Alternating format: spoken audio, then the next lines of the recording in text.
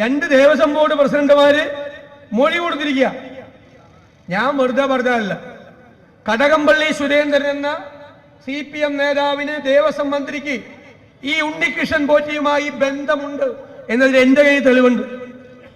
ആരും അറിഞ്ഞില്ലെങ്കിൽ കള്ളന്മാരെന്ത് ചെയ്യും? സാധാരണ ഇപ്പൊ ഞാനൊരു ഉദാഹരണം ചോദിച്ചു. ഒരു കള്ളൻ ഒരു വീട്ടിൽ കയറി ഒരു 25 പവൻ മോഷ്ടിച്ചു. പോലീസ് വന്നു, ആൾക്കൂട്ടമൊക്കെ കൂടി. ആൾക്കൂട്ടത്തിൽ കള്ളനുണ്ടാവും സാധാരണ. അവൻ ഭയങ്കര ഗൗരവത്തിൽ കള്ളൻ കയറി, കഷ്ടമായി പോയി എന്നൊക്കെ പറഞ്ഞ് കമന്റൊക്കെ പറഞ്ഞ് ഈ കൂട്ടത്തിലുണ്ട്. പോലീസ് അന്വേഷിച്ച് കള്ളനെ കിട്ടുന്നില്ല. കുറച്ചു ദിവസം ഒരു രക്ഷയില്ല, ഒരു തെളിവുമില്ല. അപ്പൊ കള്ളൻ എന്ത് ചെയ്യും? കള്ളൻ വീണ്ടും അടുത്ത വീട്ടിൽ കയറും, ഇല്ലേ? അത് തന്നെയാണ് ശബരിമലയിൽ സംഭവിച്ചത്. ആദ്യം ചെയ്ത കളവ് ഇവരറിഞ്ഞിട്ടും ഇവരാരോടും പറഞ്ഞില്ല.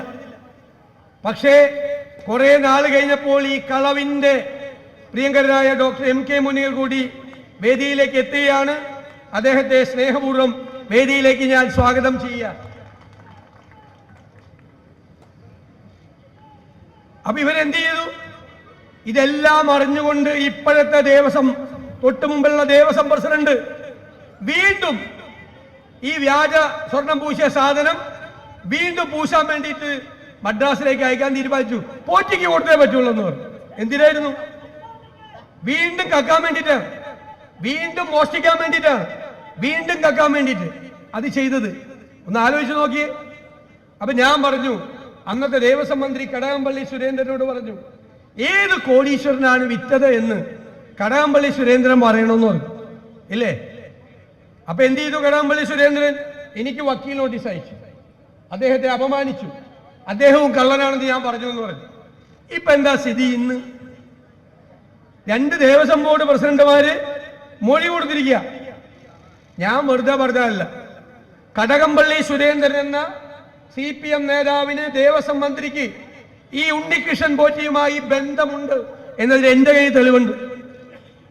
തെളിവുണ്ടത്, ബന്ധമുണ്ട്. ഇപ്പൊ അവര് 2 മുൻ ദേവസ്വം ബോർഡ് പ്രസിഡന്റുമാര് പറഞ്ഞല്ലോ, ആദ്യം പോറ്റി അപേക്ഷ കൊടുത്തത് ആർക്കാ? കടകംപള്ളിക്ക. അവിടെ നിന്നാണ് ഇത് തുടങ്ങുന്നത്. അപ്പൊ ഞാൻ പറഞ്ഞല്ലോ, ഘോഷയാത്ര തുടങ്ങിയിട്ടേ ഉള്ളൂ. ഒന്ന് ആലോചിച്ച് നോക്കിയേ. ഇത്രയും പവിത്രമായ അയ്യപ്പന്റെ വാതിലും കട്ടളയും ദ്വാരപാലക വിഗ്രഹവും അടിച്ചു കൊണ്ടുപോയ ആളുകൾക്ക് പിന്നെ എന്ത് കക്കാന മടി? കേരളത്തിൽ ഒന്നും ചെയ്യാൻ മടിക്കാത്തവരാണ് ഇവര്. കേരളം സാമ്പത്തികമായി തകർന്നു തരിപ്പണമായി. 5 നയാ പൈസ ഇല്ല. ഞങ്ങൾ പറയും ഖജനാവിൽ പൂച്ച പെറ്റി കിടക്കുകയാണെന്ന്. അക്ഷരാർത്ഥത്തിൽ പൂച്ച പെറ്റി കിടക്കുകയാണ്.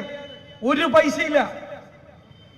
രൂക്ഷമായ കേരളം കണ്ട ഏറ്റവും വലിയ തകർച്ചയിലേക്ക് നമ്മുടെ സമ്പദ് വ്യവസ്ഥ കൂപ്പൂത്തുക. അടുത്ത വർഷം ഈ ഗവൺമെന്റ് ഇറങ്ങുമ്പോൾ 6 ലക്ഷം കോടി രൂപയുടെ കടമായിട്ടാണ് ഇറങ്ങുന്നത്. 6 ലക്ഷം കോടി. അതിന്റെ പുറത്ത് വേറെ കോടികൾ